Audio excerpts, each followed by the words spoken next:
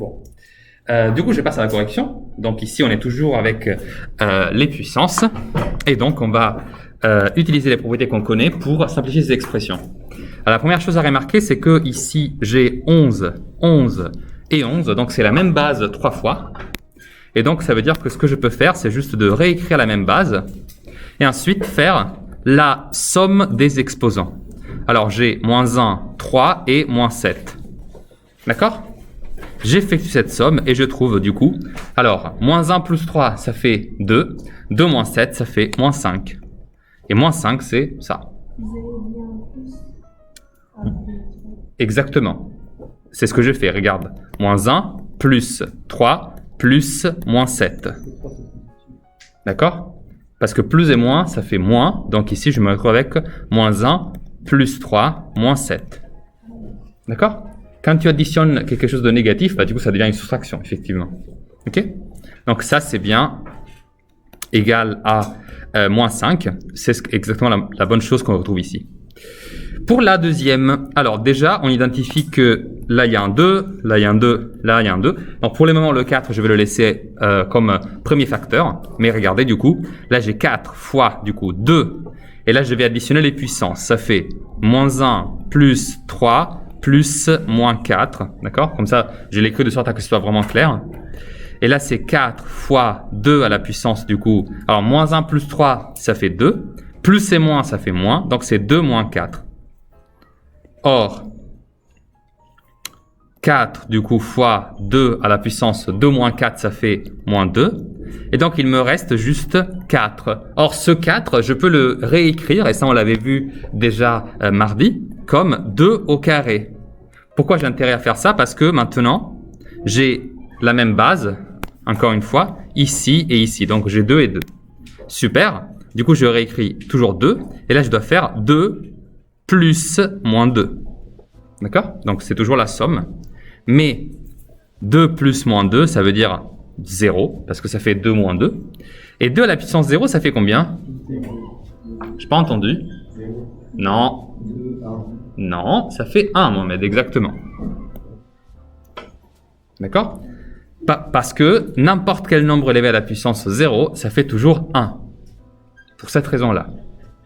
D'accord ? N'importe quel nombre à la puissance 0, 10 à la puissance 0, 2 à la puissance 0, 1 à la puissance 0, 3,5 à la puissance 0, ça fait toujours 1. Je passe donc à la dernière, la troisième, où on avait, encore une fois, la même base ici, mais on a ce 25. Or, ce 25, cette fois-ci, je vais le résoudre en premier, pour vous montrer qu'on peut faire les choses dans n'importe quel ordre. Et donc, 25, je me dis, bah, en fait, 25, c'est égal à 5 fois 5. Et 5 fois 5, c'est 5 au carré. Donc là, j'ai 5 à la puissance moins 3 fois 5 au carré fois 5. Et du coup, je vous rappelle, hein, quand vous avez un 5 tout seul ou n'importe quel nombre tout seul, c'est sous-entendu du coup que sa puissance, c'est la puissance 1. Donc ici, je me retrouve à faire 5, la même base. Et ensuite, j'additionne les exposants. Donc ça me fait moins 3 plus 2 plus 1. Or, ça fait combien ça ? Moins 3 plus 2, ça fait moins 1. Moins 1 plus 1, ça fait 0. Donc ça, c'est 5 à la puissance 0. Et donc, ça fait 1. Tout à fait. D'accord ? Donc la deuxième et la troisième donnaient le même résultat. Voilà. Alors j'espère que ça s'est mieux passé que mardi pour vous. Petit à petit, on va se rappeler de ces propriétés des puissances. Elles vont vous être très utiles par la suite. Ok. L'autre chose qui était à faire pour aujourd'hui, c'était du coup la correction de l'exercice 12 à page 299. D'accord ? Oui, Kauta ? Quoi ? Bien sûr. Elle est là. Ok ? Donc, je disais que vous avez cet exercice-là à corriger. J'espère que vous l'avez tous fait.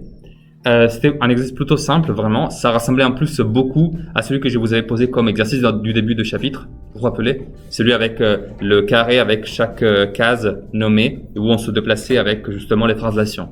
D'accord ? Donc, je vous rappelle que le sujet d'aujourd'hui, c'est toujours translation et vecteur.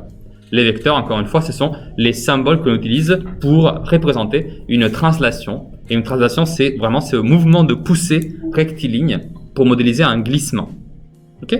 Comme si vous étiez sur une patinoire à glace avec des patins. Ok ? Vous glissez dans une direction. Du coup, regardons un peu ce qu'on a ici. Alors, encore une fois, hein, c'est pas celui-là. C'est celui-là qui m'intéresse, le 12. Mais du coup, c'est la même figure. Bon. Sans justifier, du coup, hein, donner l'image de B par la translation de vecteur AH. Alors, la première chose qu'on doit faire, c'est d'identifier où est situé le point B. Il est là. Et ensuite, il nous demande de déterminer la translation de vecteur AH. Donc maintenant, on identifie où est situé le vecteur AH. Alors du coup, le vecteur AH, je vais le faire en bleu clair. AH, c'est celui-là. D'accord? Donc maintenant, je vais trouver l'image de B par ce vecteur. Donc, je vais prendre le vecteur et je vais en faire une copie. D'accord? Et cette copie, ça veut dire que du coup, elle va commencer en B. Elle va donc arriver dans un autre point, un autre endroit, un autre lieu qui s'appelle G. Donc, G est l'image de B par AH. Et je tiens à spécifier, hein, vous pouvez juste me dire la réponse est G. Mais juste pour vous expliquer quelle est l'identité, hein, de G, G est cette image de B par AH. D'accord? C'est le point d'arrivée, c'est le point de destination de ce mouvement-là. Ok, donc ça c'est juste pour la première du coup. Pour la deuxième, etc., je vous donnerai juste la réponse. Donc la translation de F par DB. Alors du coup, je m'efface un peu, parce que sinon je vais me confondre. Déjà, où est situé F? Il est situé juste là, le point rouge toujours. Et le vecteur DB. Donc DB, ce sera ce vecteur-là. Attention à la flèche, c'est 2DB du coup. Donc la flèche est située là où il y a B. Et donc si je prends F et que je le décale selon ce vecteur, bah, ça va arriver très exactement ici, donc sur le point H. Donc je vous le marque ici à côté, ok? Ensuite, on a L par la translation de vecteur MB. Donc L, il est situé juste là. Et la translation de vecteur MB, c'est celle-ci du coup. MB, je trace mon vecteur. D'accord? Et du coup, je dois faire une copie de ce vecteur qui débute là où il y a L. Donc il va arriver, il va commencer là. Et il va arriver ici. Effectivement. Ensuite, la translation de A par HM. Alors, cette fois-ci, le point de départ, c'est A. D'accord? J'efface, excusez-moi. HM est le vecteur qui m'intéresse cette fois-ci. Et bah du coup, HM, il est juste là. Désolé, il n'est pas très droit, mais vous avez compris. HM, du coup, je le reproduis et je me retrouve au point F, tout à fait. Est-ce que ça va? Vous avez des doutes jusque-là? Non? Celui-là? Il y avait le point A qui était mon départ, tu le vois ici. Ok? Et je devais le translater du vecteur HM. Alors, HM, je l'ai représenté juste ici. D'accord? C'est celui-là. Et ensuite, je l'ai donc recopié et je lui ai donné comme point de départ le point A. Tu vois que j'ai mis là le début du vecteur, donc la partie sans la flèche. Hein. On appelle ça l'origine du vecteur. Je l'ai posé là où il y a A. Et ensuite, j'ai posé l'autre extrémité du coup. Et j'ai trouvé que la flèche pointait vers le point qui s'appelle F. Voilà, c'est tout. Mais c'est la même. Si tu avais compris ceux qui ont précédé, ça c'est exactement la même technique, ok? Vraiment, il y a rien de nouveau. Et enfin, j'ai donc le point G cette fois-ci, donc mon départ en rouge, translaté par la translation de vecteur HG. Alors intéressant celui-là. Donc HG, c'est celui-là. Ok? Donc ça c'est le vecteur. Il s'appelle HG, c'est son nom. Mais moi je dois translater G. Ça veut dire que du coup, G, il doit être le point de départ d'un nouveau vecteur qui sera le même que le vecteur HG. Autrement dit, je prends ce vecteur-là, celui-là, HG, et je vais en faire une copie qui commence à G. Donc ça veut dire que cette copie-là, elle commencera ici et elle arrivera juste là. Vous voyez que ce vecteur et ce vecteur, c'est le même. C'est le même. C'est le vecteur il fait un pas vers la droite. D'accord? Donc ici, la réponse, c'est tout simplement F. Ok? Est-ce qu'il y a des questions sur celui-là? Il était un peu plus subtil parce qu'il y avait G qui apparaissait à la fois dans le vecteur et c'était aussi le point dont il fallait trouver l'image. Est-ce que ça va? Oui? Bon, excellent. Super. Alors, une personne m'a demandé par mail de corriger un exercice que j'avais oublié de vous corriger. Donc, merci à elle pour me l'avoir rappelé. C'était celui-là. Donc, c'est un exercice que vous avez déjà fait. C'était à faire pour mardi, je crois. D'accord? C'était juste une résolution graphique d'équation. Et donc, je vais le corriger rapidement. J'espère que vous l'avez fait ou vous pouvez le retrouver du coup pour avoir la correction. Je vais me munir d'une règle. Ce sera beaucoup plus pratique comme ça. Je vous conseille toujours de le faire, ce exercice-là avec une règle, ça va très vite. Ok, donc déjà, on va identifier F et G, d'accord, avant de commencer. F, c'est la rouge, d'accord, donc ça c'est la rouge, ça c'est, je disais, la rouge et la rouge. Et l'autre, c'est la fonction verte, donc ça veut dire que ça c'est vert, ça c'est vert, ça c'est vert, et ça c'est vert. Donc c'est juste... Croyez-moi, c'est important de les identifier parce que comme ça, on ne va pas se tromper pendant l'exercice. Bon. Maintenant, ce que je vais faire, c'est de résoudre graphiquement les équations. Et je dois commencer par f de x égale à 4. Donc, je vais me tracer la hauteur, la hauteur 4. Je vous rappelle que ça, on peut le faire tout simplement comme ça avec une règle. Alors, c'est un peu énorme ce que j'ai tracé. Excusez-moi, je réduis un peu la taille. Voilà. Voilà, ça, là, c'est mieux.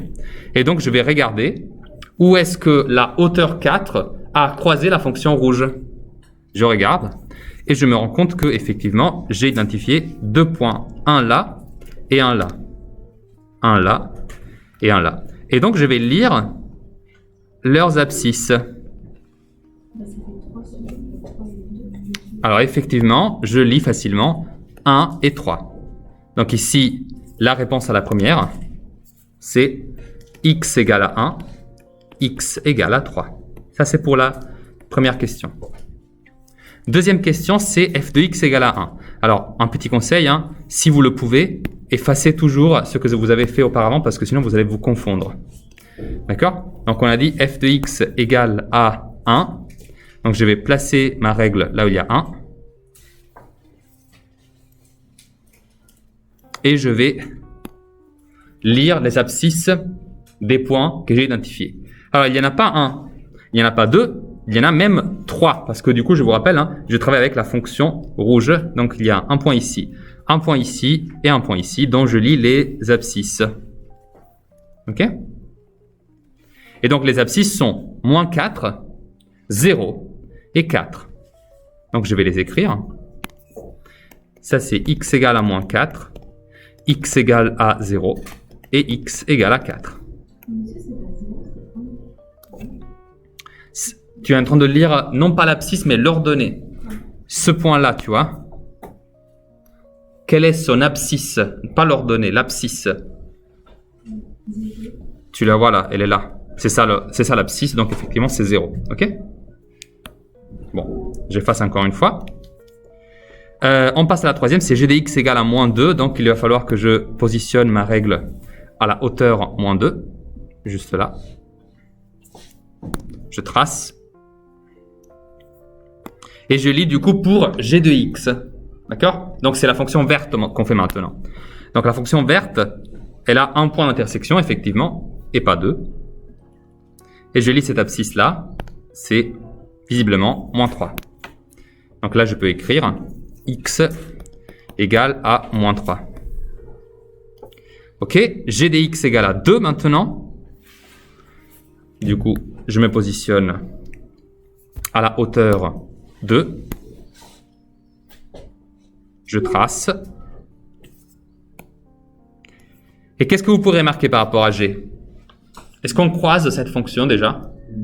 Non, jamais. Et si on ne la croise pas, qu'est-ce que ça veut dire? Ça veut dire qu'il n'y a effectivement aucune solution. D'accord? Pas d'intersection, pas de solution. Donc c'est aussi simple que ça. Et vous pourrez écrire en français aucune solution. Ok? Tout simplement. Bon, la prochaine, g de x égale à 0. G de x égale à 0. Alors ici, du coup, comme la hauteur, c'est le niveau 0, je vais mettre ici ma droite horizontale et je vais lire, du coup, l'intersection avec G.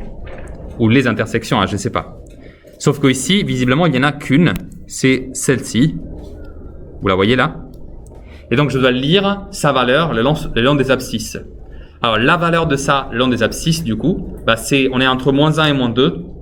Donc, on peut approcher en disant que c'est, par exemple, hein, x égale moins 1,5. Vous aurez aussi pu dire moins 1,4. Hein, pour moi, c'était pareil, c'était bon. Okay. Et du coup, je vais écrire x approximativement égal à moins 1,5. Oups, pardon. Voilà. Et enfin, il y a la dernière qui m'intéresse parce que, comme vous la voyez là, c'est f de x égale à g de x. Ok? Réalisons-le, c'est f de x égale à g de x. Tony, oui, une idée?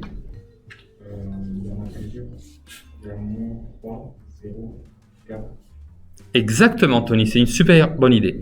Mais du coup, la logique, ça a été laquelle? Alors, comme cette fois-ci, on compare f de x et g de x, je vais essayer de trouver les points où les deux fonctions se rencontrent entre elles. Et donc, je peux identifier facilement ce point-là où f et g se croisent, ce point-là où il arrive exactement la même chose, et ce point-là où il arrive exactement la même chose encore une fois.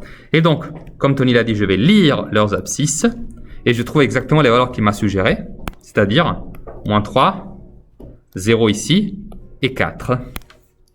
Donc, je vais pouvoir écrire x égale à moins 3, x égale à 0, et x égale à 4.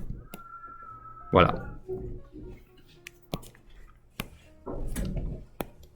J'espère que c'est clair comme correction. Mohamed, je te vois dubitatif. Non, ça va? Ok. Donc ça, c'est toujours d'actualité. Hein. Vous l'avez compris. En plus, vous avez déjà vu, vous avez déjà fait un contrôle où je vous ai posé des questions de ce type-là. Et on a fait aussi le cours mardi. C'est vraiment crucial de maîtriser cette technique. D'accord? Elle revient tout le temps. Mais voilà, maintenant, on va retourner vers les vecteurs et les translations du coup. Ok? Cette fois-ci, on ne va pas bouger un point, on va bouger un carré en entier. Et du coup, à votre avis, ça veut dire quoi faire translater un carré entier? Vous prenez un carré, et si je veux le translater, bah, qu'est-ce que je fais? Imaginez que j'ai ce carré-là, et que je veux le translater selon ce vecteur. Bah, du coup, ce que je vais faire, c'est que je vais redessiner tout le carré à partir du point qui a été translaté. Comme ça, par exemple, ici. D'accord? Vous voyez, tout le carré, il est pris et il est poussé. D'accord? Évidemment, vous décalez à partir du point qui est poussé. Par exemple, ici, vous voyez, ça c'est l'angle en haut à droite. Donc, si je dois pousser tout le carré à partir de cet angle-là, et ben, du coup, je commence mon dessin, vous voyez, à partir de ce même angle. D'accord? Donc, ça vous donnera quelque chose comme ça, parce que du coup, l'angle en haut à droite, ça doit être toujours à la même, c'est lui qui bouge. D'accord? Donc, faites attention à ça. Hein. Ne déplacez pas le carré au hasard, vous le translatez du coup, toujours en tenant compte de quel est le point à partir duquel je l'ai poussé. Ok? Donc, ici, vous demande de translater ce carré 3 fois. Vous aurez remarqué également qu'on n'est pas en train de faire ça dans un repère. On est en train de juste tracer un carré. Et je vous rappelle que le centre d'un carré, hein, c'est le point où ces intersections, excusez-moi, c'est le point où ces diagonales ont une intersection. D'accord? Donc, c'est lui le centre d'un carré.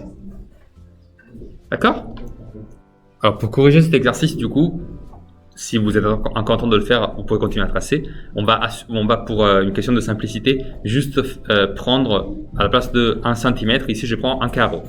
D'accord? Donc si je trace ça, pour moi c'est 5 cm. Ok? 1 ici du coup. Puis je fais 1 par là. Ensuite,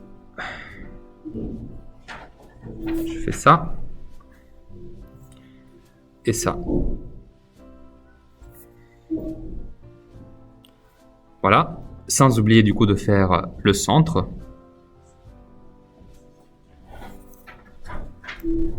Le centre, je sais que je vais le trouver à peu près là. Donc, vous voyez, j'ai pas vraiment besoin de tracer toutes les diagonales.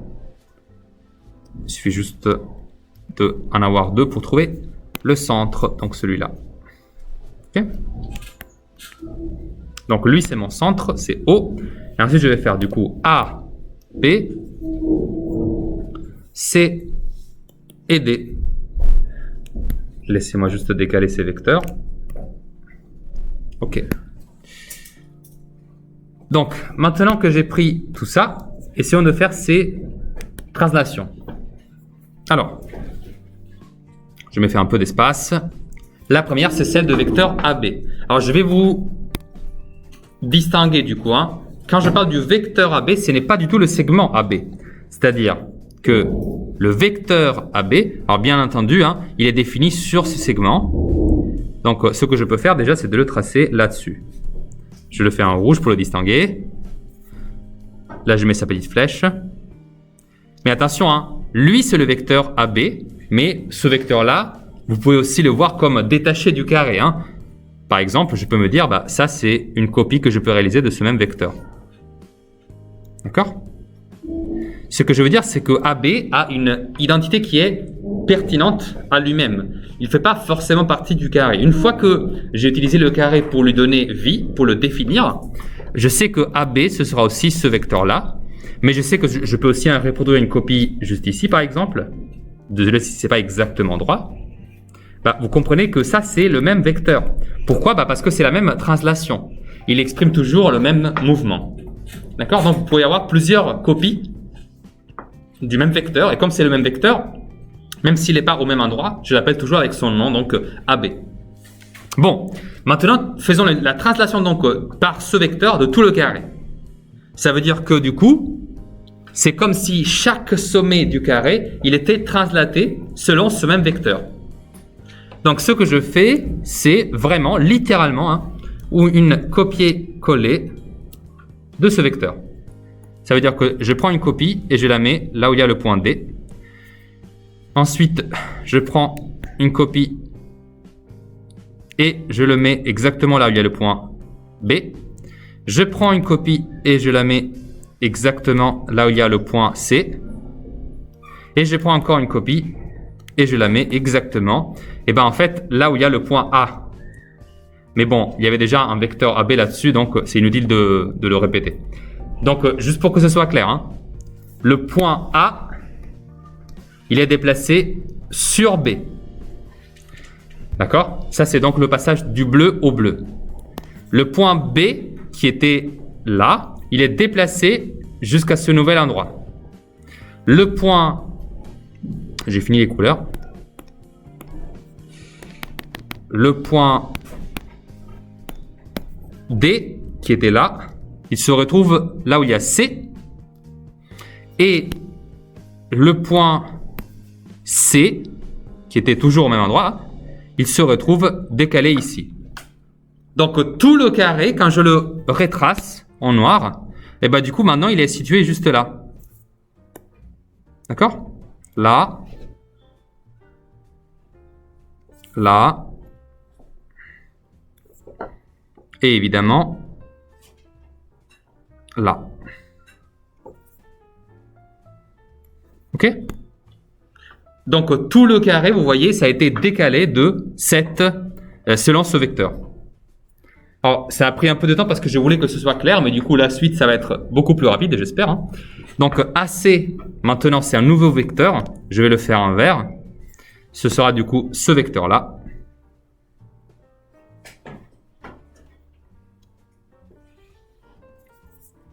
Ah, pardon. Celui-là.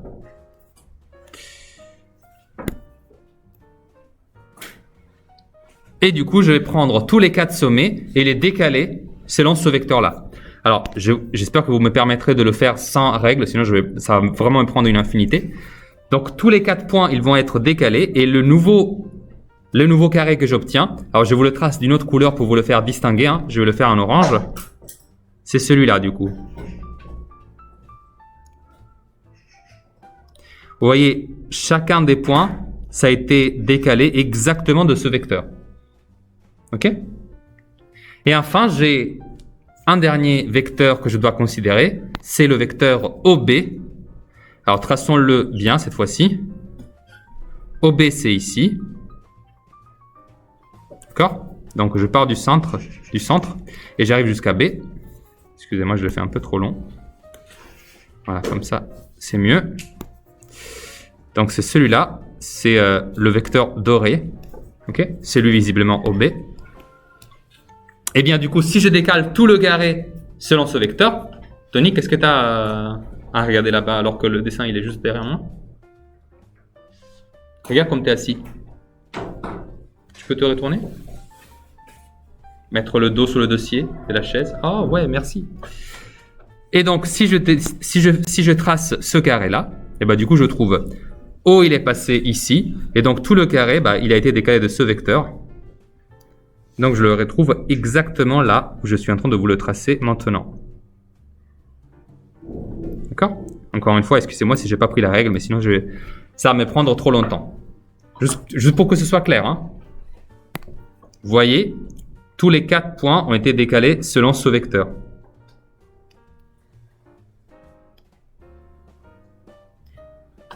Est-ce que c'est mieux? C'est plus clair comme ça? Donc ça, c'est le dessin de fin qu'il fallait obtenir. J'espère que c'est clair, parce que vraiment ça, c'est le noyau le plus important de ce chapitre. J'aimerais bien que vous recopiez cette petite définition qui se trouve juste là. Vous avez vu ces deux vecteurs, hein, le vecteur AB et CD. Vous le voyez ou pas? Oui? Vous avez remarqué quelque chose par rapport à eux? AB et CD. C'est des exemples de vecteurs déjà, ça c'est sûr. Exactement, répète-le un peu plus fort. Caïs n'a pas entendu. C'est les mêmes. Effectivement. Parce que regardez, ils ont clairement la même direction. Regardez, si je prends une règle, que je la pose là comme ça. Vous voyez que cette direction-là, si après je la décale, c'est la même que je retrouve ici. D'accord? De plus, si vous mesurez sa longueur, ça mesure 4,1, je le mets là, 4,1 pareil. Et en plus, le sens, donc la petite flèche, elle est posée exactement du même endroit, donc du bon côté. Donc ici, par exemple, vous pourrez affirmer que dans cet exemple, et j'aimerais bien que vous le marquiez à côté du dessin, AB est égal à CD. Et la raison, c'est que, donc vous l'écrivez ça aussi, hein, car ils ont la même direction.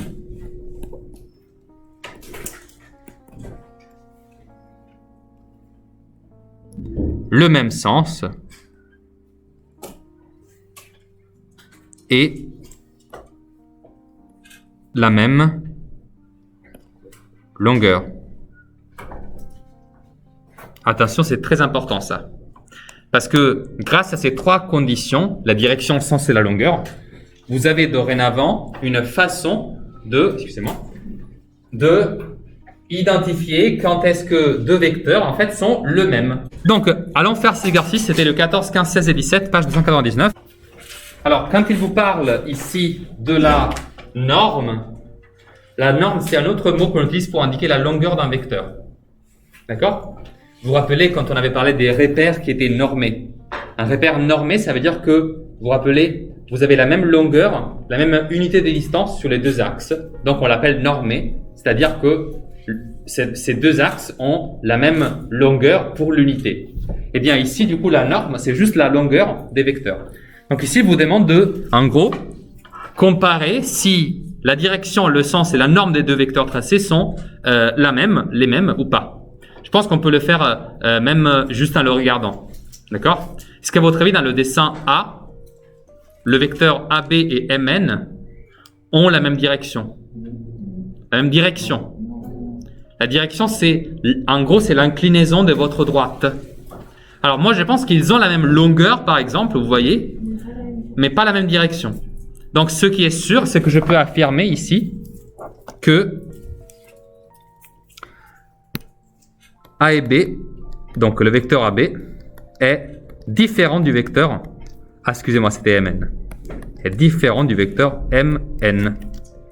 Le deuxième, ici, CD et RP. Qu'est-ce que vous en pensez? Vous voyez où sont les flèches, n'est-ce pas? Regarde bien.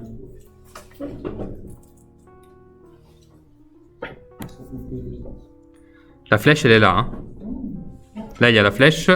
Et pour le vecteur rouge, elle est juste là. OK? Alors, est-ce qu'ils ont la même direction? Si, ils ont la même direction. Regardez. Si je prends une règle, la direction, elle est là. Ça, c'est la direction. Et si je le mets sur l'autre, bah regardez, j'ai pas dû le bouger. Vous voyez? La flèche. Bah ça, c'est pas la direction. Ça, c'est le sens. Tu penses au sens. Ces deux vecteurs-là, donc CD et il s'appelle PR. Alors, même direction. La longueur, est-ce qu'elle est la même ou pas? Ça, ici, je pense qu'on le voit. Donc, c'est la même longueur. Mais par contre, c'est le sens qui est opposé. D'accord? Important, celui-là. Dans l'image C, qu'est-ce que vous en pensez? Tout est bon. Ils ont pas le même, ils ont juste. Quoi? Tout est bon, sauf qu'ils ont juste. Alors, ici, du coup, la direction est la même. Et d'ailleurs, si vous voulez le vérifier, on peut le voir. Oups, on peut le voir assez facilement. D'accord? Comme ça. Regardez. C'est exactement la même. La flèche est du même côté. Et la longueur, elle est la même. On peut voir cette histoire de la longueur aussi parce que, juste si on compte à la main, hein, si on regarde un peu comment ils sont faits, je prends une couleur différente du coup. Vous voyez, lui, il fait un pas vers le bas et 3 pas vers la droite. Et lui, c'est pareil, il fait un pas vers le bas et 3 pas vers la droite. Vous les voyez ou pas? Non? Bon. Du coup, ça veut dire que ces deux vecteurs-là, en fait, ce sont le même vecteur. Ici, c'est AB égale à MN. Et je tiens aussi à vous dire un truc. Imaginez que vous n'avez pas une règle très performante comme la mienne que vous pouvez décaler facilement. Vous voyez, la mienne, si je la décale, elle reste toujours orientée dans la même direction. Regardez, imaginez que vous ne l'avez pas. Qu'est-ce qu'on peut faire du coup pour être sûr qu'il s'agit du même vecteur répété 2 fois? Exactement, tu fais un parallélogramme et tu mesures toutes les longueurs des côtés. Et vous voyez ici, on obtient un parallélogramme. OK? Et enfin, juste pour le dernier, dans le dernier, on a ici du coup, la direction, elle est la même parce que vous voyez, les deux vecteurs, ils sont alignés. Donc forcément, c'est la même direction. Ce M avec le circonflexe, c'est ce que j'ai écrit quand je veux dire même, mais de façon un peu raccourcie parce que j'ai pas le temps. Ensuite, vous avez la même longueur parce que regardez, le vecteur CD, il fait un pas vers la droite, 2 pas vers le haut. Le vecteur CB, il fait 2 pas vers le bas, un pas vers la gauche. Mais du coup, c'est exactement les mêmes longueurs. D'accord? Donc là, je peux dire même longueur. Mais encore une fois, c'est le sens qui est opposé, effectivement. Vous voyez, c'est pas compliqué, vraiment.